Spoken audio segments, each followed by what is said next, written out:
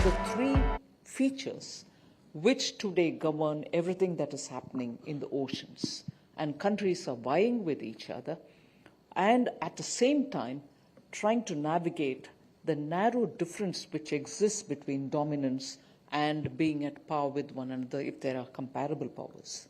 So the examples taken are very significant, and I'm sure you'll have the opportunity to review the book.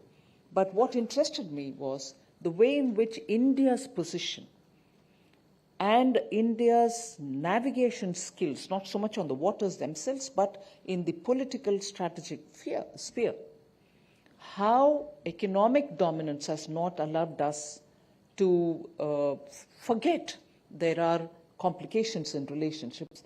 And this author clearly refers to the differences that exist, but yet when it comes to trade, you look the other way and get going with your economic relationship as well, taking the example of the United States of America's relationship with China and India's relationship with China as well, both being examples where the economic dominance, changing climate conditions, and your political and military power equations all rule in deciding how you would handle the matters. Thank you for giving me the book.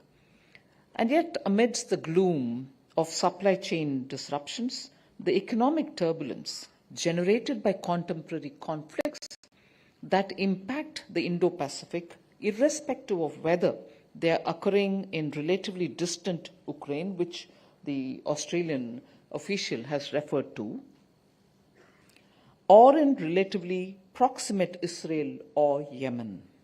And despite the palpable tensions prevalent in the South and East China Sea, the Indian economy stands out as a bright spot. In this, our 75th year of independence, India's economic growth is estimated to be just under 7%.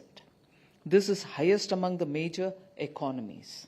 Even according to the usually conservative estimates of the IMF, the Indian economy is set to emerge as the world's third largest economy by 2027, hopping over Japan and Germany as its GDP crosses the $5 trillion level. By 2047, India aspires to be a developed economy. I would like to reiterate that this is in spite of the massive global slowdown caused by COVID-19 and the conflicts to which I have just alluded. The Indian economy is therefore on the right track, and despite a time of changes, it is heading towards a bright future. A major requirement for this global growth is vibrancy, efficiency, and sustained growth in India's trade. Being blessed as we are with one of the largest peninsulas, second only to the Arabian Peninsula, which is shared by 9 countries, unlike our peninsula, all of which are India's own. We are, in all intents and purposes, an island nation in that sense, with 95% of external merchandise and the trade of external merchandise by volume and 67% of value flowing over the seas. Maritime connectivity in general and maritime trade connectivity in particular will therefore have to become areas of our most unwavering and sharpest focus. It is in this context that this ongoing conference has such great relevance to our national and regional policy making. On the one hand, as much as 65% of the world's population dwells in the nation-states of the Indo-Pacific, and this is undoubtedly the world's most economically dynamic region. It accounts for a staggering $47.93 trillion worth of economic activity annually. In fact, it encompasses 60% of global GDP and almost 50% of the global merchandise trade. On the other hand, the Indo-Pacific is also a geopolitically contested space that is being roiled by great power competition. Successive editions of the Indo-Pacific Regional Dialogue continue to sensitize us to the fact that two broad systems are currently engaged in a global competition centered upon the Indo-Pacific. One draws its legitimacy from an internationally accepted and consensually derived rules-based order. India stands firmly and proudly in the vanguard of this system. The other seeks to discredit and disrupt this consensually derived rules-based order and supplant it with an international order whose rules are generated in an exclusive state. Amidst these compelling state systems, middle powers are exploring a variety of options of engagement that would provide them with the assurance of peaceful pursuit of geopolitical goals that are in keeping with their individual national interests as well as their border and regional concerns. Towards this end, I am pleased to find that various chambers of commerce and industry are also taking initiatives to build synergies across the Indo-Pacific as a whole. The recent initiative of 8 chambers of Indo-Pacific countries that have agreed to work together under a common platform, the Association of Indo-Pacific Chambers of Commerce, aimed at boosting trade and commerce across the region, is worthy of mention, as such cooperative and collaborative mechanisms within the private sector of the region's economies hold out a great deal of promise. As India accelerates its economic growth and uplifts its teeming masses, moving them from poverty to prosperity, it is registering impressive gains in its comprehensive national power as well as in terms of its international stature. Today, Indians, whether at home or abroad, stand, walk, talk, and act with their heads held high. However, even as the world appreciates India's achievements and successes and lauds it for demonstrated resilience amidst multiple crises, we are very clear that we cannot afford to be an inward-leaning power. Our focus on transitioning from brown economic model to a blue economic one, and thereafter extrapolating this blue transition across the length and breadth of the Indo-Pacific, demands that we should shoulder greater and heavier regional responsibilities. And this is precisely what we are doing. Today, India's rising global profile rests upon several accomplishments. Unique and world-class digital public infrastructure is one of them. I can quote the examples of Aadhaar, CoWIN, and the UPI.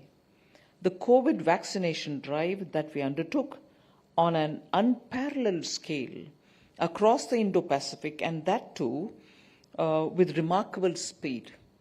Our proactive role in support of planetary security, such as achieving climate-related goals, the Coalition for Disaster Resilient Infrastructure, Mission Life, and the National Hydrogen Mission.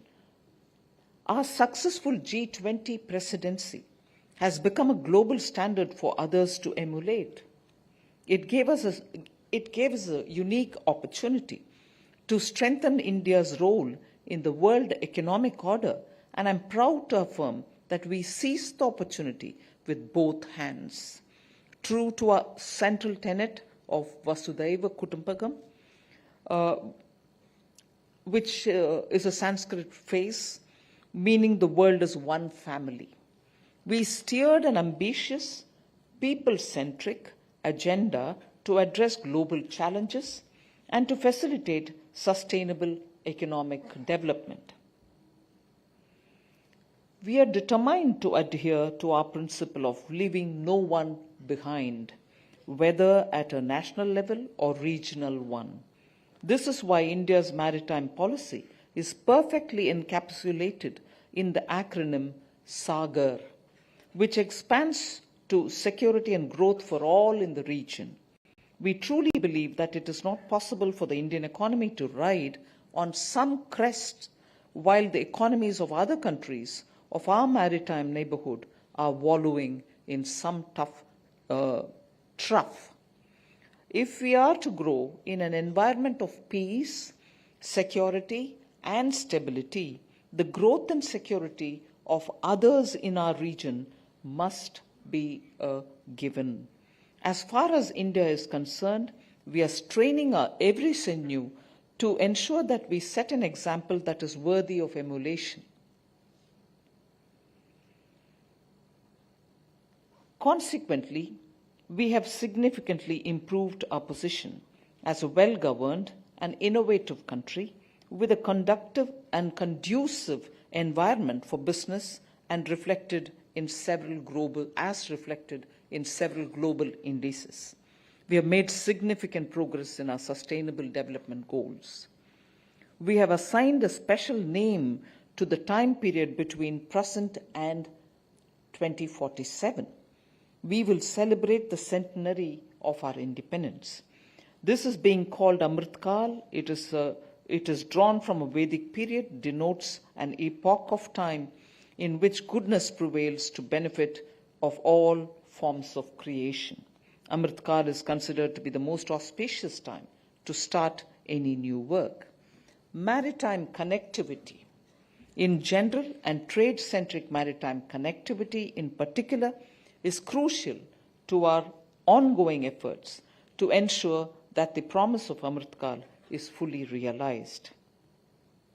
Towards this end, I would also like to echo the words of our Prime Minister, Shri Narendra Modi, who has stated quite unequivocally, and I quote, "Connectivity is vital. It does more than enhance trade and prosperity. It unites a region. India has been at a crossroads for centuries. We understand the benefits of connectivity. There are many connectivity initiatives in the region.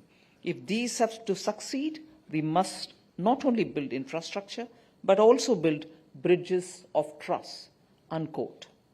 One of the most promising connectivity projects that we have embarked upon is the IMEC corridor, that is, the India, Middle East, Europe connectivity corridor. This was signed on the 18th G20 summit held in New Delhi on 9th and 10th September 2023 and marked the culmination of India's G20 presidency. It is a multimodal economic corridor that incorporates multiple networks of shipping, railways, and roadways, and will also include electricity cables, high-speed data cables, and a hydrogen pipeline. The IMEC begins with what we might call the Eastern Corridor, which is predominantly maritime in nature. This will connect Indian ports such as the Jawaharlal Nehru Port Authority, Mundra, Kandla, which is in Gujarat, with West Asian ones such as Fujairah, Jebel Ali, and Abu Dhabi in the UAE, and Saudi Arabian ports of Dammam, Ras Al Khair, and Guwaifat. Then there is a rail segment that will continue the IMEC and provide connection to the Saudi Arabian cities of Haradi and Al Haditha, onward to port of Haifa in Israel.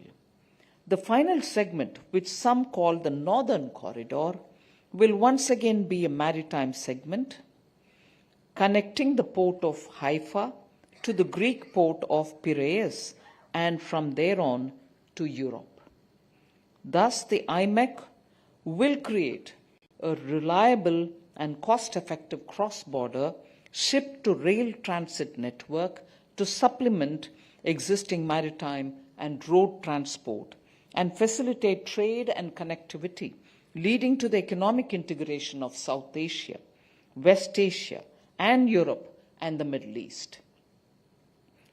You would, and I'm very certain, agree that IMEC will be a win-win situation for all states involved as it enhances transportation efficiency, reduces logistic costs, increases economic unity, generates employment, and lowers greenhouse gas emissions, contributing to a cleaner, safer, better world. However, it is not without its geopolitical challenges, and the ongoing conflict in Israel and Gaza is a worrying manifestation of these. Finally, let me reiterate that India is entirely conscious of the fact that over the foreseeable future, India's comprehensive national power is going to remain inextricably linked to the ocean. We are seized of the pressing need to grow the maritime sector as a whole, and our government is determined to provide the requisite support by way of fiscal policy and financial outlay. We seek to position India as a hub in new and diversified supply chains and value chains across the Indo-Pacific and indeed across the world. Towards this end, I'm happy to inform you that all sectors of the government are responding exceedingly positively to our new financial policies. This is equally true in the case of multiple facets of the maritime sector as a whole, from fisheries to maritime mineral exploration, from ports and shipping, including shipbuilding and ship repair and ship recycling, to maritime tourism, and from conventional energy to harvesting of ocean renewable energy resources. The results are uniformly encouraging. Let me close by drawing attention to just one aspect of the maritime sector, shipping, and highlight just a few of the results that are emerging from the fiscal policy support measures that are being provided. In terms of international shipments, our global ranking has risen from 44th place in 2014 to 22nd rank in 2023. Similarly, as per World Bank's Logistics Performance Index Report 2023, the turnaround time of the Indian ports is now just 0.9 days, 0.9 days, which is lower than ports in established maritime centers such as Singapore, UAE, Germany, and the USA, Australia, Russia, and South Africa. Our experience of the maritime manifestations of COVID-19 pandemic has led to shipping insurance too becoming a particular area of policy focus. On the one hand, a marine cargo pool has now been created with the full support of IRDAI, that is the Insurance Regulatory and Development Authority of India, and domestic insurance companies to support maritime trade. On the other, India is improving its strength in shipping arbitration, and in order to reduce India's vulnerability to international sanctions and pressures and to provide greater strategic flexibility in shipping operations, we are setting up a full-fledged Indian-owned and India-based protection and indemnity, P&I, popularly known as P&I, entity that will additionally provide protection to coastal and inland shipping. This opening session of the IPRD 2023 quite aptly focuses our collective attention on ports as the nodes of international trade, as well in terms of port-led development, which is the need of the hour for many of the coastal and island states of the Indo-Pacific. India is no exception, and our fiscal policy both recognizes and fully supports this. As many as 31 projects have been identified in 9 major ports for monetization under the National Monetization Pipeline, launched in 2022, with a total estimated capex of 14,483 crore Indian rupees, which is about 1.74 billion US dollars, for the year 2022 to 2025. To conclude, Excellencies, ladies and gentlemen, clearly Maritime India is on the move. On the buoyant note, let me draw my address to a close and thank the Indian Navy and the National Maritime Foundation for their excellent work and for providing me this opportunity to share some of my thoughts with all of you. Thank you very much. Jai Hind.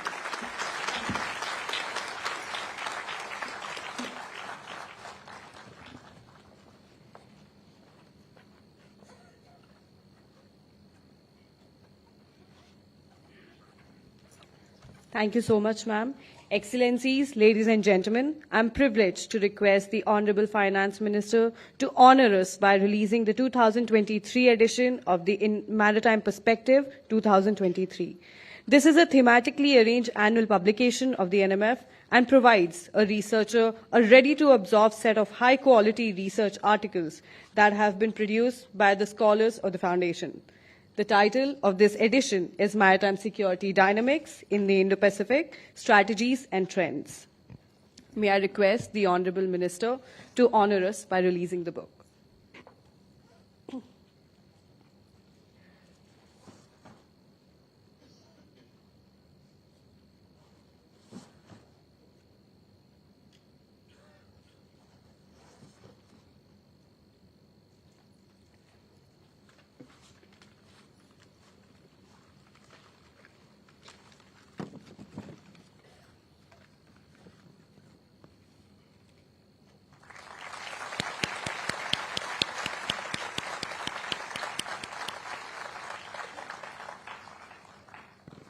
Thank you so much, ma'am.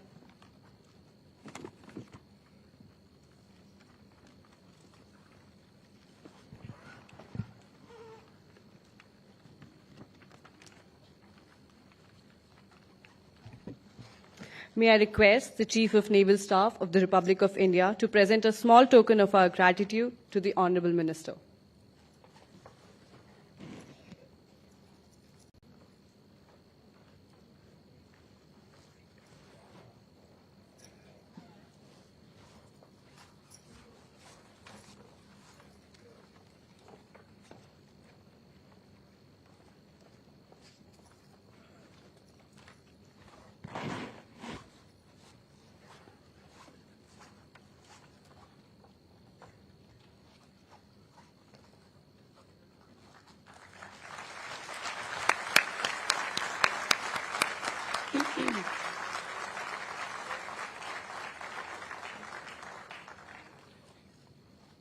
Thank you, sir. Thank you, ma'am. May I request the dignitaries on stage, ma'am, please to step forward for a group photograph.